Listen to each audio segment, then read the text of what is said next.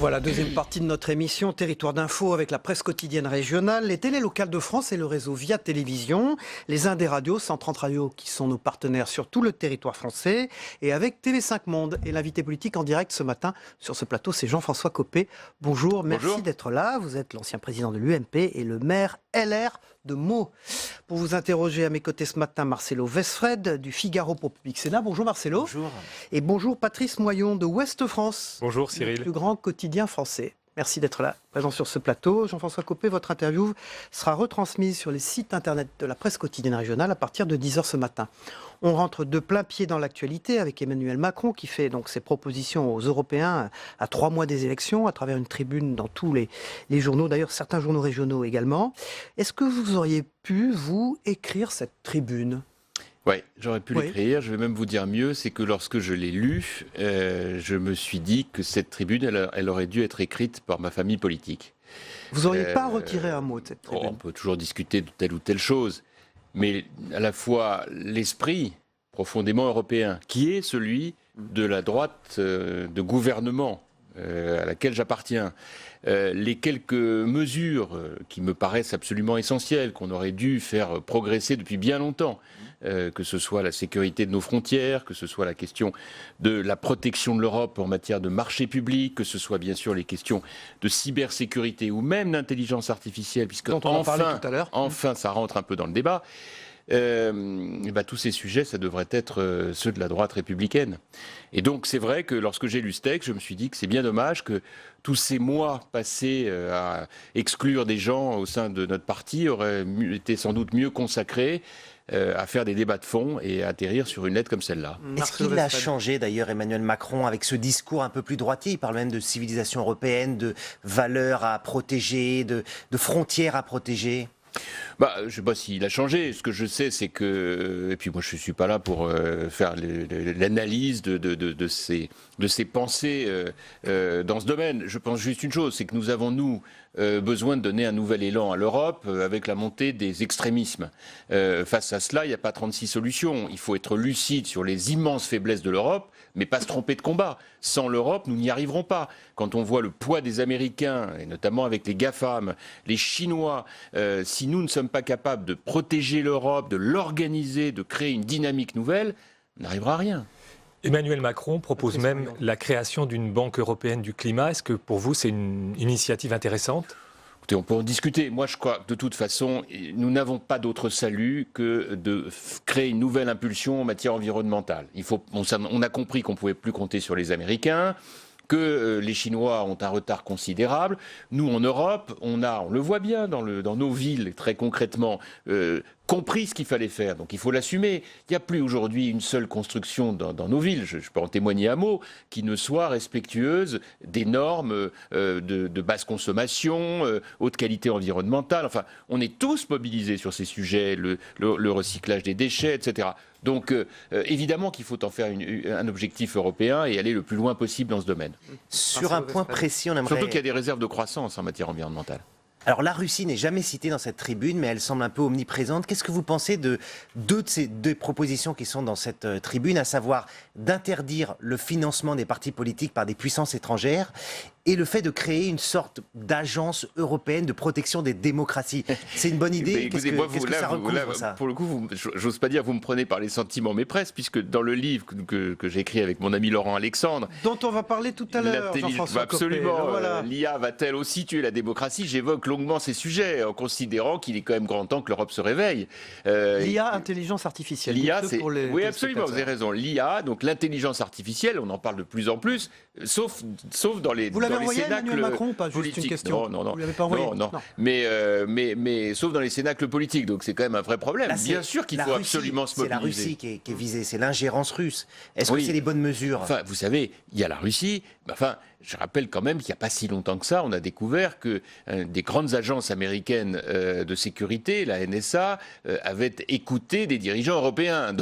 téléphone. Donc c'est vous dire que c'est une protection face à tous les autres continents. Et d'ailleurs, c'est normal qu'on se protège un peu, même beaucoup. Regardez aujourd'hui, dans tous les domaines, comme nous sommes vulnérables. Sur votre iPhone aujourd'hui, votre smartphone, vos données, si vous voulez les conserver, vos comptes bancaires, vos photos familiales, vous les envoyez à ce qu'on appelle un cloud, qui part directement en Californie. On aurait un cloud européen, Ou en Chine, ce serait mieux. Ou en Chine, ce serait mieux. Toujours dans Patrice Moyon. l'actualité européenne, Viktor Orban, le Premier ministre hongrois, est visé par une demande d'exclusion de la part de 12 partis membres du PPE, mais pas LR. Comment est-ce que vous réagissez ? Bon, écoutez, c'est un petit peu derrière nous, c'est une polémique un peu ancienne. Moi, je pense qu'il faut qu'on arrête d'être dans des logiques d'exclusion. Il faut qu'on essaie de voir comment on peut se rassembler. On ne peut pas passer son temps à pointer du doigt tout le monde. Chaque pays a sa logique. Je pense que nous avons maintenant un objectif, nous les Français, c'est de faire en sorte que par les réformes que nous sommes capables de faire, nous justifions de donner une impulsion nouvelle à l'Europe. Il faut qu'on soit meilleur pour diminuer les dépenses publiques, diminuer les déficits, meilleur pour moderniser notre industrie et donc diminuer nos charges, meilleur pour moderniser notre modèle social. Voilà, c'est ça les enjeux. Et on sera beaucoup plus légitime après pour rayonner en Europe. Jean-François Copé, quand on vous écoute, on se dit que la logique voudrait que vous souteniez la liste Macron aux européennes. Oui, enfin, j'en suis pas là pour l'instant. Ça peut arriver ? Non, mais vous savez, d'abord, je vais vous dire, j'ai eu l'occasion de le dire plusieurs fois, je suis un peu sorti, et même beaucoup, de la politique politicienne au sens du commentaire quotidien. Cette tribune, vous l'auriez signée. Oui, mais je l'aurais signée parce qu'elle correspond exactement à mes convictions européennes. Et ces convictions européennes, je ne suis pas le seul à les avoir. Normalement, c'est celle de mon parti politique. Bon, si ce n'est pas le cas, pourquoi ne pas être cohérent et donc rejoindre les rangs de la République En Marche ? Je n'ai pas vocation à m'engager ailleurs que dans ma famille politique. Ce n'est pas aujourd'hui mon état d'esprit.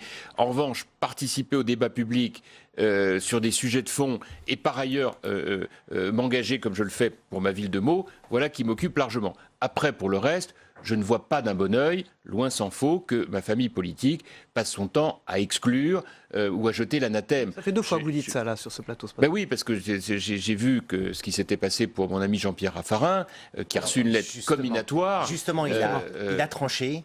Bah oui. Il annonce dans le Figaro qu'il soutiendra la liste de Macron aux européennes. Oui, mais parce que tout ça est parti de la lettre comminatoire que le président républicain lui a adressée, le convoquant, le sommant de s'expliquer devant notre bureau politique. Bon, Jean-Pierre Raffarin, c'est quand même pas n'importe qui, il a été Premier ministre, il a été l'un des grands patrons de notre famille politique. Je ne suis pas sûr que ce soit génial de jeter systématiquement l'anathème sur des personnalités plus centristes, qui sont quand même consubstantielles de notre famille politique. Sinon, on se rabougrit, et c'est ce que je regrette. Voilà. Et je rappelle que vous avez été président de l'UMP, c'est Jean-François Copé. Moi, j'ai présidé l'UMP et j'ai veillé à ce que non seulement jamais personne ne soit exclu, sauf dérapage du côté de l'extrême droite, et que surtout, on soit là pour rassembler malgré nos différences. Donc, il pouvait arriver à un certain nombre de mes amis de me critiquer, même de manière assez violente, c'est le moins qu'on puisse dire. J'ai vécu des périodes assez difficiles. Mais pour autant, ça ne m'a pas empêché de veiller à ce qu'ils puissent s'exprimer. Vous voyez, c'est vous dire combien j'étais attentif à ce que la famille soit large. Est-ce que vous avez envie de revenir sur la scène politique nationale ? Vous êtes aujourd'hui maire de Meaux. J'ai absolument aucun projet en ce sens. Je vous l'ai dit tout à l'heure. Participer au débat public pour mon pays, oui. Mais vous savez, j'ai pris beaucoup de coups il y a quelques années. Heureusement, vous êtes cicatrisé, ça y est ? Heureusement, la justice a rétabli les choses, m'a totalement innocenté, y compris en condamnant Gisbert du point qui m'avait sali, ce qui est quand même très rare de la part de la justice, elle l'a fait. Aujourd'hui, j'ai pris ma liberté, j'ai pris de la distance et j'en suis bien heureux. Justement, Jean-François Copé. Est-ce que vous participerez à cet épinay du centre et de la droite qu'appelle de ses voeux Jean-Pierre Raffarin ?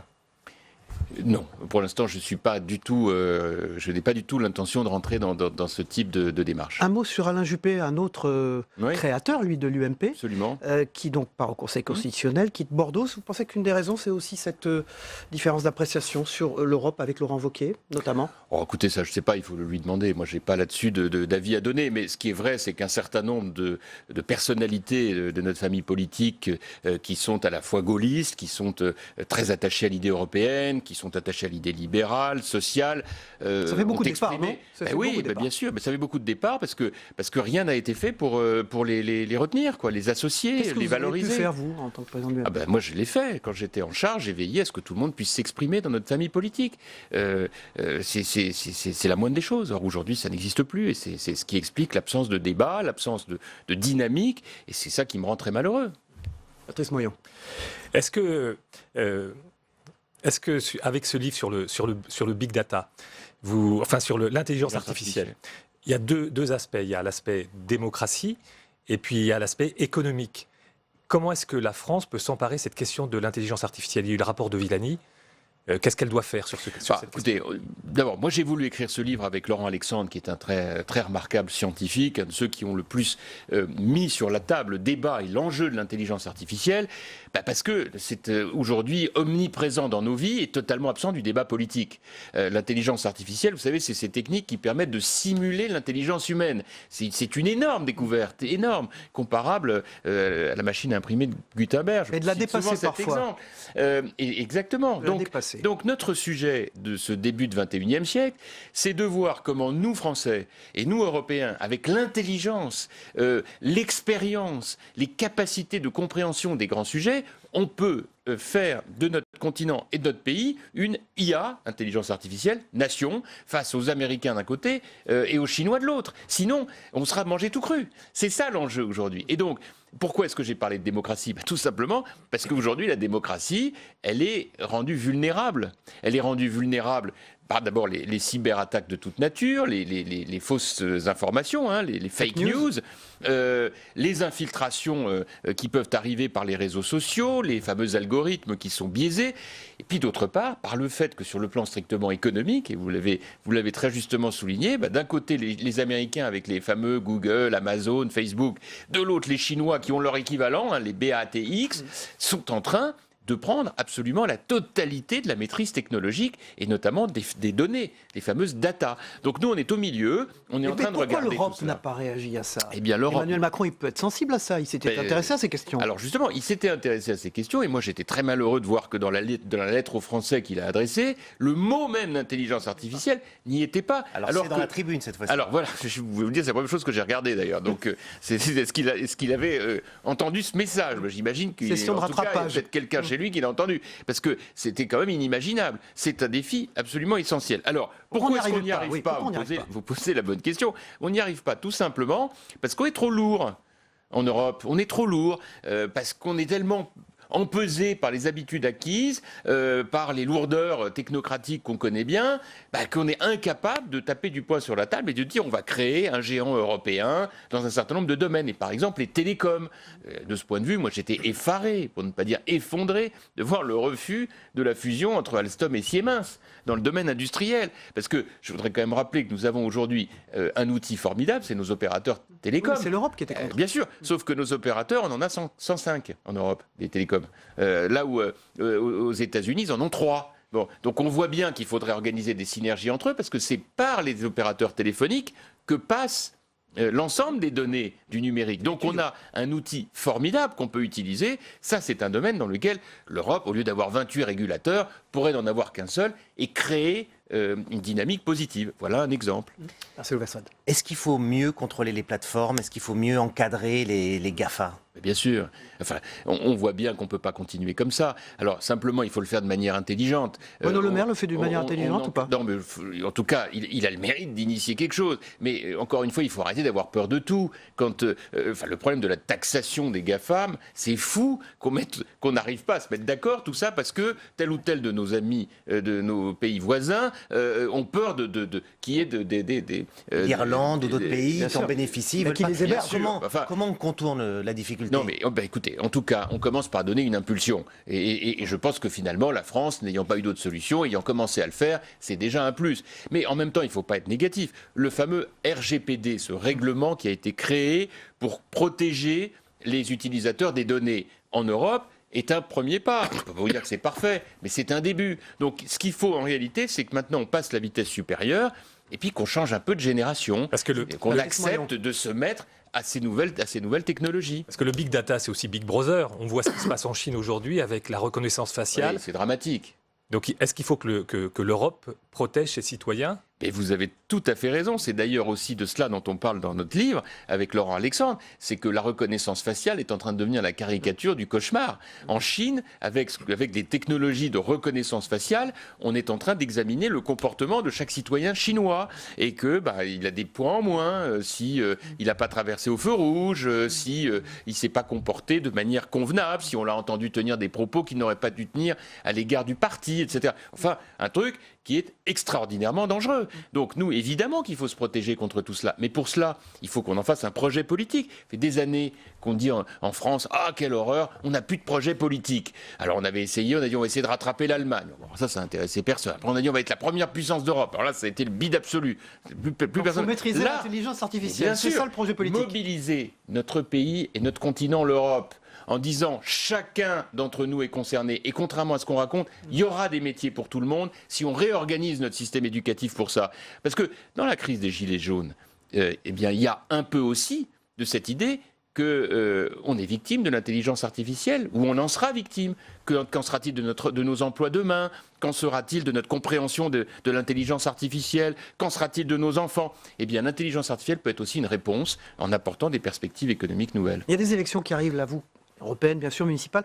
Vous craignez, alors les fake news, bien sûr, mais une intervention de l'étranger dans ces élections, comme ça a été le cas, par exemple, dans l'élection américaine. D'abord, on l'a vu dans l'élection américaine, donc je pense qu'il faut pas nier que ce risque existe. Il faut mettre tous ces sujets sur la table. Je pense qu'il y a un gros travail d'éducation à faire, de sensibilisation de l'opinion publique, en disant aux gens, ne croyez pas tout ce que vous lisez. On raconte parfois n'importe quoi. Attention aux opérations de fake news. Bref, à faire que là aussi, dans ce domaine, qu'il y ait plus de scepticisme de la part de l'opinion publique dans ce qu'on lit. Marcelo Westphred. Ce livre sur l'intelligence artificielle, Jean-François Copé, est-ce que c'est une façon pour vous, un moyen de revenir sur la scène politique? On sait, les portraits disent de vous que vous êtes un grand brûlé de la politique. Oui, enfin, d'abord, il faut quand même relativiser. Un grand brûlé, c'est autrement plus dramatique. Moi, j'ai fait le choix de prendre beaucoup de recul par rapport à la politique nationale au sens partisan du terme. J'ai fait ce choix délibérément à la suite effectivement d'une violence anormale dont j'ai été la cible, surtout quand on a pu constater après, je le disais tout à l'heure, que la justice m'a totalement innocenté et a trouvé sans doute ce qu'il était plus convenable d'appeler la vérité. Bon, après, pour le reste, c'est vrai que j'ai eu beaucoup de chance. J'ai été ministre sous Jacques Chirac pendant de nombreuses années, notamment ministre du budget. J'ai été chef de la majorité, chef de l'opposition, chef de parti.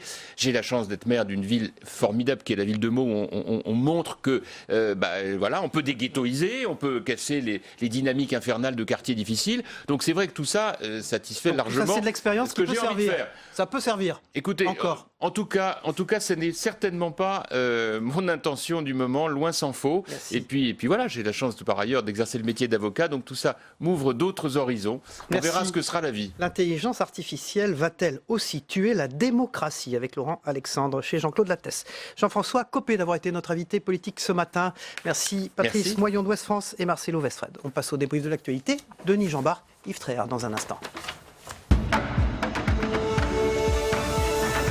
Voilà, Jean-François Copé quitte ce plateau. Merci. À bientôt. Au revoir. Ils font leurs entrées en direct. Yves Tréhard, directeur adjoint de la rédaction du Figaro. Bonjour Yves. Et Denis Jambard, éditorialiste à Nice Matin et à Challenge. Est-ce que vous croyez un seul mot de Jean-François Copé sur le fait qu'il est, en gros, en attente, qu'il ne s'intéresse plus au combat politique du quotidien? Mais il vous a pas dit ça? Si. Du quotidien, et qu'il regardait tout cela avec beaucoup plus de sagesse qu'avant. En disant qu'il continuait à s'intéresser à la vie politique, mais pas à la vie politique partisane, c'est ce qu'il a dit. Non, ben moi je le crois. Écoutez, on le voit d'ailleurs, il fait des apparitions médiatiques qui sont extrêmement mesurées, comptées. Et puis il a fait un livre, alors que j'ai lu de A à Z, puisque c'est un sujet qui m'intéresse plus particulièrement. Et puis c'était intéressant de voir, justement, c'est la première fois... pour ce qui me concerne, que je vois un homme politique prendre le temps d'apporter des réponses à des questions qui sont formulées par quelqu'un qui connaît bien l'intelligence artificielle et qui a une vision parfois un peu apocalyptique de la chose, si vous voulez, Laurent Alexandre, parce qu'il vous dit, bon bah voilà, est-ce que ça va pas supprimer des millions d'emplois? Est-ce que la démocratie va pas être menacée? Est-ce que demain on sera encore des humains comme nous le sommes aujourd'hui? Et ce qui est intéressant, c'est que Jean-François Copé dit toutes les réponses, c'est justement le personnel politique qui doit y répondre. Or, aujourd'hui, eh bien, les politiques ne se penchent absolument pas, ou très peu, sur ce problème-là. Et attention, l'intelligence artificielle, c'est pas uniquement la menace des fake news et de cela, c'est la vie quotidienne. Hein. Pour répondre à votre question, j'ai l'impression qu'il a surtout quitté ce plancher politicien qui est comme s'il était glissant, comme s'il était recouvert d'huile d'olive, et pour faire vraiment de la politique sur le fond. Dieu sait qu'il a été quand même un pratiquant il a vraiment glissé, d'olive. Il a patiné dessus, puis il s'est cassé la figure. Hein. Non, mais donc, je trouve que les hommes et les femmes politiques, quand ils ont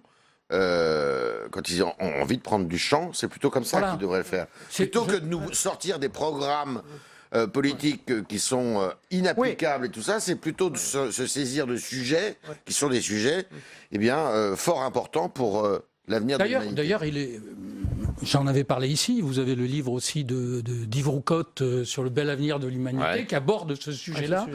Je pense que c'est une bonne contribution, en effet, à la réflexion politique générale, parce que ça va, en effet, définir aussi notre avenir, et que il n'a pas abandonné la politique avec un grand P, j'ai envie de dire. Il a quitté la politique politicienne. Avec un petit P. Et la politique avec un grand P, on en a besoin.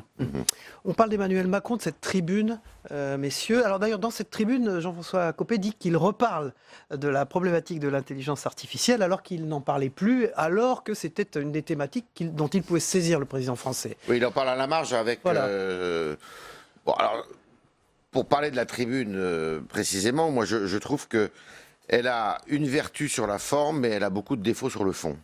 Elle a une vertu sur la forme, c'est que c'est la première fois qu'un responsable politique s'adresse à tous les citoyens. C'est-à-dire que on reproche souvent à l'Europe et à ses fondateurs et à ses créateurs et à ses responsables de passer par-dessus les peuples. Là, il s'adresse directement au peuple.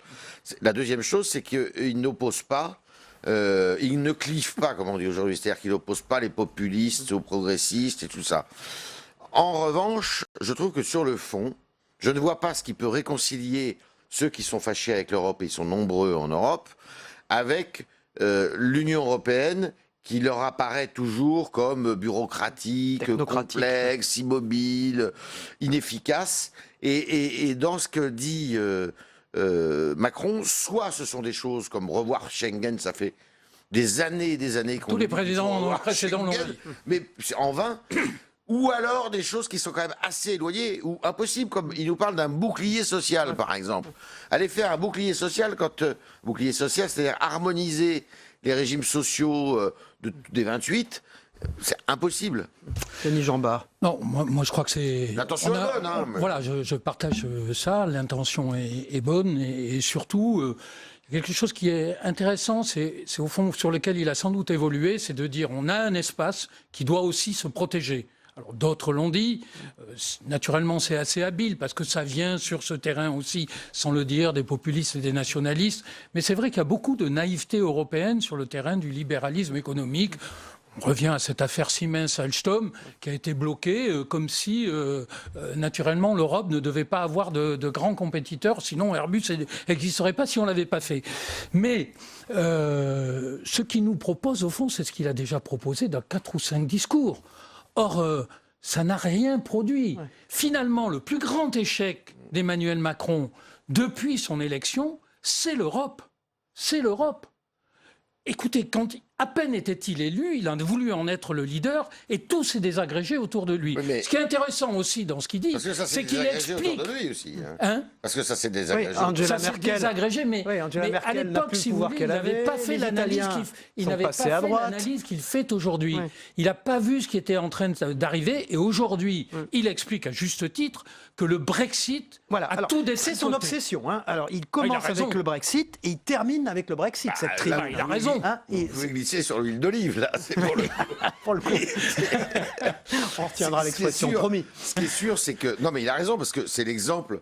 Je veux dire, c'est le contre-exemple, justement, le Brexit. C'est quand vous voyez un petit peu pardon de l'expression, la panade dans laquelle sont aujourd'hui les Britanniques, qui ne savent pas comment se servir de ce vote, qui est un vote on ne peut plus embarrassant et qui va, à mon avis, les faire régresser, c'est un vote, d'ailleurs, que si vous faites des sondages... vous savez, les Britanniques ont une capacité de résilience. Vous dites ça depuis le début. Si vous faites un sondage auprès de tous les peuples européens, pris les uns après les autres, aucun ne veut quitter l'Europe, d'ailleurs. Ce qu'ils rejettent, c'est l'Europe actuelle. Absolument. Mais aucun ne veut quitter l'Europe. Même les Grecs qui ont beaucoup souffert, alors vous me soufflez la ils veulent dernière pas quitter question. l'Europe. Dans cette tribune, cette Europe que les peuples rejettent, est-ce qu'Emmanuel Macron apporte une réponse à ces peuples-là, sur cette Europe qui est Non, rejetée? il leur dit, oui, il leur apporte la même réponse que celle qu'a faite Nicolas Sarkozy en 2009, qui lui a réussi sur un plan électoral d'ailleurs, c'est l'Europe protège. Denis Jambard, C'est la protection. ce sera le mot de la fin. Qui est le mot répété à l'envi. Non, mais et par ailleurs, disons que c'est un argument électoral. Alors, naturellement, il ne définit pas ses adversaires comme il l'a fait jusque-là. Enfin, il est rentré en campagne. 3 mois de campagne sur ce thème-là. Moi, je pense que c'est assez bien joué et qu'il veut démontrer qu'il reste le premier parti de France, d'autant qu'il a pris de vitesse cette fois-ci. Une fois de plus, j'ai envie de dire tout le monde, c'est-à-dire que personne n'a encore formulé de proposition. Ouais. En même temps, pour utiliser le langage macronien, le macronisme, c'est un seul homme, c'est Emmanuel Macron. En marche, tout le monde suit. Merci. Et comme il peut. Merci. Mot de la fin, Denis Jambard, éditorialiste à Nice Matin et à Challenge. Merci, et Yves Denis. Tréhard, qui est toujours directeur adjoint de la rédaction du Figaro. Monsieur est observateur. Merci Yves, merci Denis. On vous retrouve évidemment mardi prochain. On passe tout de suite à la troisième partie de notre émission. On regarde le Zap Matin, ce qui s'est passé également dans les autres matinales d'infos chez nos confrères. On regarde ensemble. On se retrouve. Le peripezie più recenti non sono, per quanto mi riguarda, quando l'ho chiamato, ci sono state affermazioni un po' eccessive. Ci sono peripezie, diciamo. Cette Europe-là, c'est une Europe has-been. Elle a montré ses limites. Vous parliez de protection, ce serait presque drôle si des millions de Français ne souffraient pas justement du manque de protection de l'Union européenne. Difendono il nazionalismo, vogliono lottare contro la nostra Europa. Io mi batterò con forza contro queste persone, perché credo che ci farebbero tornare indietro, che ci riporterebbero alle nostre divisioni interne, che ci farebbero perdere 10-20 anni riportandoci a queste divisioni. Il parle de souveraineté européenne, c'est-à-dire qu'elle se substituerait à la souveraineté nationale. Il veut aller encore plus loin dans l'intégration européenne, c'est-à-dire dans le fonctionnement d'une Union européenne qui ne marche pas et qui a abouti à l'impuissance collective de nos nations. Emmanuel Macron ne rentre pas en campagne, il est déjà en campagne déguisée avec les moyens de l'État et avec le temps de parole de La République En Marche qui n'est pas décompté depuis qu'il est dans le grand débat. Ça, c'est la première chose. Ensuite, moi, je bondis quand j'entends vos paroles. L'Europe qui protège, mais qui protège qui ? Oui, l'Europe qui protège les banquiers, les évadés fiscaux, les grosses multinationales. L'Europe qui protège, si ma mémoire est bonne, c'était même une affiche de Jacques Chirac. Voilà, le problème, au-delà des slogans, c'est qu'est-ce qu'on met derrière ? Voilà. Et moi, ce qui m'inquiète, par exemple, Emmanuel Macron a clairement annoncé, enfin, En Marche a clairement annoncé que les futurs députés européens élus par En Marche rejoindraient le groupe des libéraux. Le groupe des libéraux, c'est M. Guy de Verhofstadt. C'est au contraire quelqu'un... Guy Verhofstadt, oui. Voilà, Guy Le Verhofstadt, pardon, oui. belge. Ancien contraire, ancien Premier ministre. C'est au contraire quelqu'un qui est attaché à une Europe très ouverte. On dit juste qu'on veut créer une police qui soit commune, qu'on veut créer des règles communes et partagées. Et ça, c'est pas forcément s'aligner sur ceux qui ont la politique la plus dure, c'est avoir un travail commun. Mais ceux qui ont envie d'avancer n'ont pas à être empêchés par ceux qui ont envie que rien ne bouge, par ceux qui préfèrent le statu quo, voire l'immobilisme. Si demain, nous voulons faire à 15, à 20 ou à 25 des avancées sur tel ou tel sujet, on doit être en capacité de le faire. Sur les 870 employés actuels, 320 devraient bénéficier d'un départ anticipé à la retraite. Une vingtaine pourrait être reclassée à Blanquefort. 530 personnes devraient donc être licenciées. Le gouvernement reste finalement dans une attitude totalement passive à se préparer à homologuer un plan social d'une entreprise qui a décidé de casser son outil industriel en Europe. La solution, c'est celle qui est utilisée dans beaucoup d'États modernes, en Europe, en Italie, en Allemagne, aux États-Unis, la nationalisation temporaire du site de Blanquefort pour à la fois ne pas perdre les emplois, mais surtout maintenir des savoir-faire. Voilà, dans un instant, la troisième partie de notre émission avec Territoire Sénat. On s'y retrouve, à tout de suite.